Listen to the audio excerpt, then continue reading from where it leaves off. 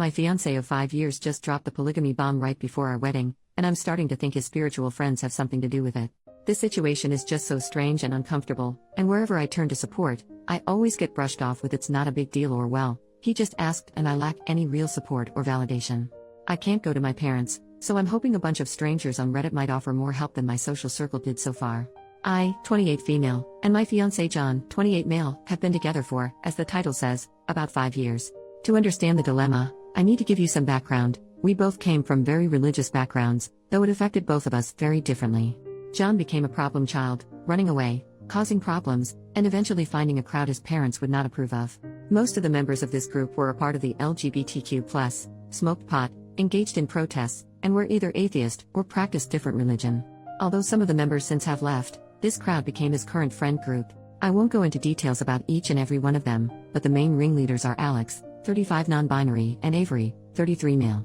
From what I understand, they collected damaged people, as John jokingly said one day, and let them couch surf when things got rough. Alex is some sort of a Nepo baby and Avery works in IT, or something like that. John met them when he was 15. At first, I thought they seemed very cool and couldn't wait to meet them since John equated their relationship to that of a child and a parent, so clearly very important people in his life. But when I finally met them, when we were 21, and in college and home for the summer break, the meeting left me a bit disillusioned. Alex was catty and had snide remarks since I wasn't LGBTQ+ or anything, at most bi-curious, and Avery treated me like a child, but John said they always need to break new people in, so I tried to think positive and did my best to impress them with what I was studying and what my plans for the future are, both regarding me personally and my relationship. But the more I talked, the more they seemed to disapprove of me. Despite the strange meeting, John seemed ecstatic to see them again, and gushed about how much they liked me, so I kept my mouth shut and just nodded along. Now, to understand a bit deeper on who Alex and Avery are, in the town they live in, they're something like local celebrities. Very spiritual, their home is full of souvenirs they accumulated over all their travels, are also married, but their definition of marriage is very different from the traditional one. Apparently, they went to some tropical state and took some hallucinogens together, and in their state, they proclaimed everlasting love for one another. Quite a wild concept for someone like me, but I learned to be more open-minded since I left for college. That being said, they also said that they can see auras, whatever that is, and apparently love my fiancés. I don't know what they think of mine, but it probably isn't much. Which brings us to the topic I came here with. Last week, after we got home from work, John sat me down and asked me what I think about being in a polygamous relationship. He said he loves me so much, more than is possible, and doesn't know what to do with the rest of it, thinking that it's fair to give it to someone else. I, on the other hand, don't have a limit on how much I can love him, so I said no, and that was that. However, the question has been plaguing my mind ever since. If you knew John just a fraction, you'd know he researches about things long before he actually commits to anything, any lifestyle or relationship changes, whatever. This makes me think that he has already thought about it for a while, and that he also consulted Alex and or Avery about this. I don't want to villainize them, but I know, for a fact, they're not in a monogamous relationship, and they clearly don't like me as the rest of their little group. Again, I don't want to point fingers, and I won't ask John to show me his messages with them unless I have solid proof that isn't just a gut feeling, but I just have this horrible feeling that they, somehow, pulled in John. There's no way he just thought about it suddenly on his own. 5 years of relationship, and the idea of non-monogamy was never brought up, and now suddenly, just as we're about to be married, he brings this up? I don't buy it one bit, but I can't just go ahead and confront them now, can I? I just don't know what to do. I feel stuck. At home, I pretend everything is fine since my group of close friends told me that I'm just overthinking, and I believed it for a while, but whenever I look at John, all I can think of is, he thinks there's a cap on how much he can love me, and he wants to love someone else. I want to deal with this, but I don't know how. If I bring it up with John, he'll just brush it off as well, or he'll think I'm cheating or don't trust his friends. I worked hard to get their approval, and I know for a fact John shares everything with them. He wouldn't keep this for himself. I just hope that someone here can give me pointers on how to proceed. Thanks. Update. I figured I'd update when something major happens, and I think this is it. But before I get ahead of myself, let me fill in some blanks in my story. Me and John came from similar backgrounds, but my family was a bit less strict, allowing me to go to college since I had great grades. The plan for me was to move back after getting a degree, finding a job, a husband, and living the traditional life, which, obviously, didn't happen because I met John, who literally changed the trajectory of my life. After a year, I switched from my first major to one I liked more, and it's been a while since I contacted my parents. They didn't approve, of course, but with John's help, I didn't give in to their demands to come back. Now they know I'm getting married and are invited, but the last time we spoke was about 2 months ago. John has completely no contact with his parents since 18. I didn't talk about the friend group in more detail at first since I didn't think they were that important, but they do like me. At first, they were obviously a bit unsure since to them, I was a cishet white passing woman, but they warm up to me and I'm proud to call them my friends. The only people who didn't fully accept me are Avery and Alex, and since me and John got together officially, they tend to call me the wife in this strange, almost derogatory manner.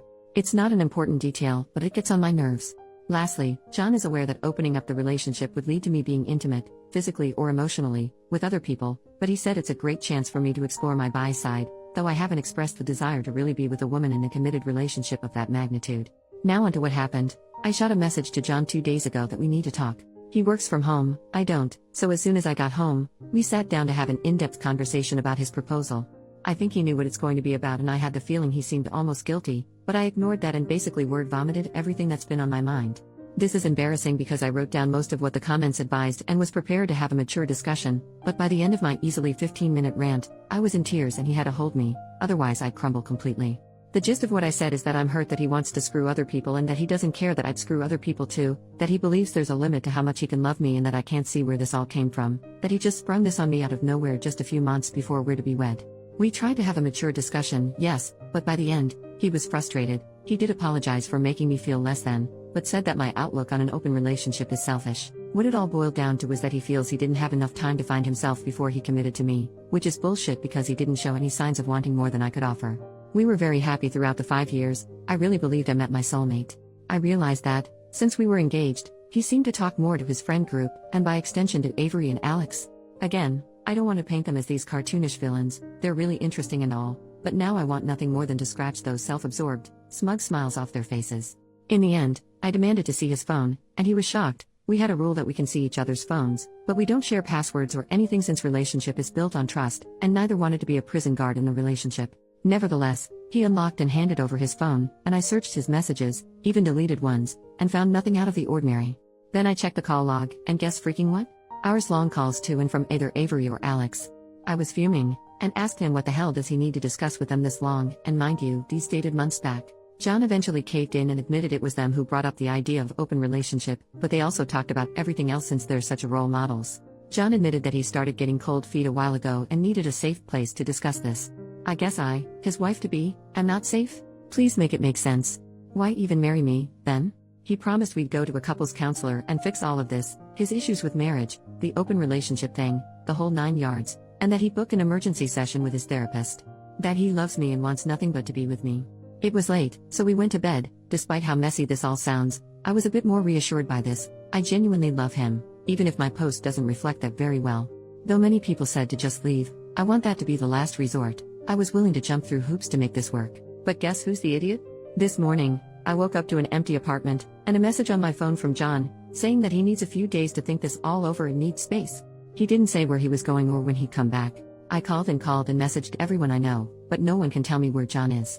I told him that he either comes back home in 24 hours, or this is over. As you can imagine, I'm a wreck. I took the rest of the week off in between crying sessions and staring blankly into the wall. I obsessively checked my messages in hopes of someone telling me where John is. To be honest, if he's willing to put me through this, I'm not sure I want to be with him. How can you do this to someone you love?